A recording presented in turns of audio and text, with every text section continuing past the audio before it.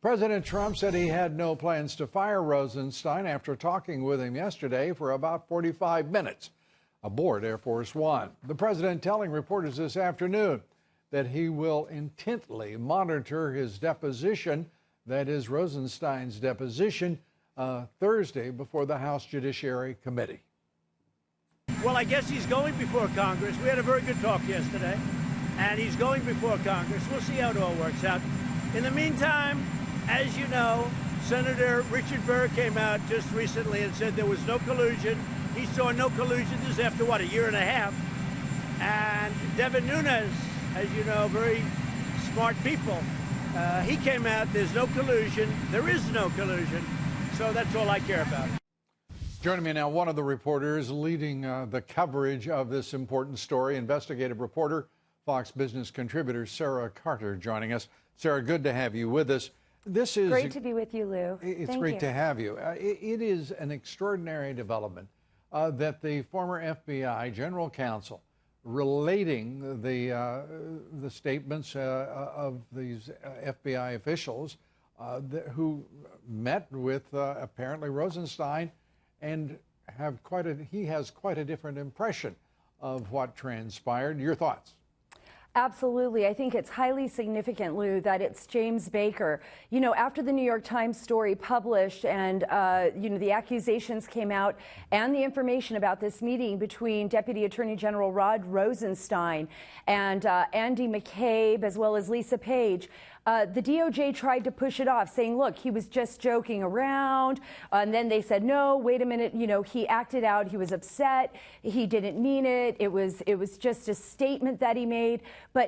And then they tried to blame it off on Andy McCabe and Lisa Page, basically saying, okay, well, these two have lied in the past, particularly Andy McCabe, who's under investigation and now under a grand jury investigation. But now you have James Baker, the general counsel of the FBI. This is so important because after Andrew McCabe and Lisa Page left that meeting, they went and met with James Baker, and he believed exactly what they told him, that Rod Rosenstein was very serious about secretly recording the president, and he was also very serious about invoking the 25th Amendment. And I did hear as well that there were two people within the administration officials that he had spoken with basically about invoking the 25th. This is really significant considering that President Trump right now had come out just yesterday and said, well, we have no plans to fire Rod Rosenstein.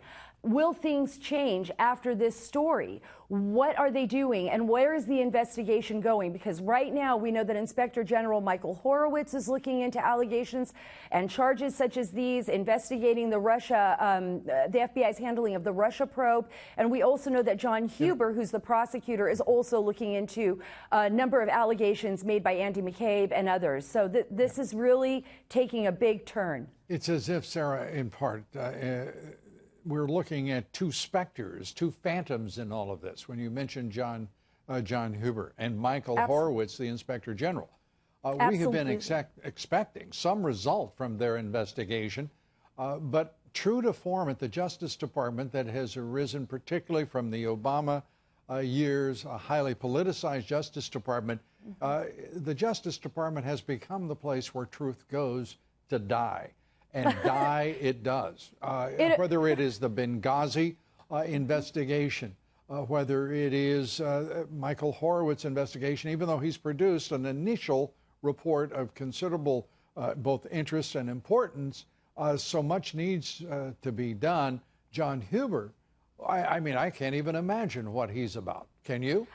No, I can't. And this is the reason why so many people, so many lawmakers are calling for a second special counsel to investigate the investigators. And there's been a big debate back and forth, as you know, Lou, as to whether or not that's feasible, how long that would take. But there really is nobody above. If you're looking at Rod Rosenstein, I mean, this is the guy that's in charge of the Russia probe right now, right? We know that Jeff Sessions has recused himself from everything Russia and appears to have recused himself from almost everything. So right now there's enormous frustration about this. And now with all of this new information surfacing, Rod Rosenstein expected to be before lawmakers October 11th to actually answer their questions. So this is something that I think People are going to be pushing forward. How are we going to investigate this? How are we going to get to the truth of the matter? Let me ask you this. The other development here is the relationship between Michael Sussman, the attorney for the Democratic National Committee, the top Democratic operative, the relationship between his firm, Perkins Coie, and Fusion GPS, the smear merchants behind, with Glenn Reynolds, the Christopher Steele phony dossier that they used, they being the Justice Department and the FBI, to secure warrants for wiretaps from the FISA court. Well, this is what's so incredible. I think this is another big explosive part of James Baker's testimony. He basically offered up, according to sources that I've spoken with, this relationship with Michael Sussman, who is an attorney for Perkins Coie. It was the cutout for the Democrats, the Democratic National Committee, and the Hillary Clinton campaign that actually paid for Fusion GPS to investigate the alleged collusion between Donald Trump and Russia. For an estimated $12 million. Absolutely, an estimated $12 million.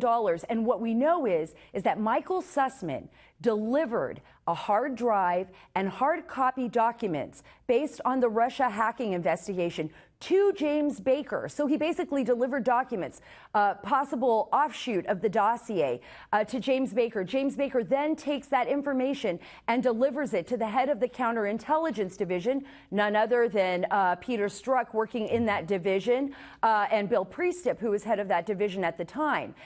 This is what's really interesting here. Baker also admits that David Corn, who is a reporter for Mother Jones and wrote the big expose, the first big explosive one on Carter Page, also delivered a dossier to him. I mean, there were all these dossiers floating around Washington, D.C., none of which matched each other. They had similar information, but they were all varying in differences. Except Sarah, being fed to the fraudulent. FBI. That's right. And being fed to the FBI. Well, Sarah, thank you for being with us as we continue to watch this unfold. It is increasingly likely that there will be a lot of developments after the midterm elections.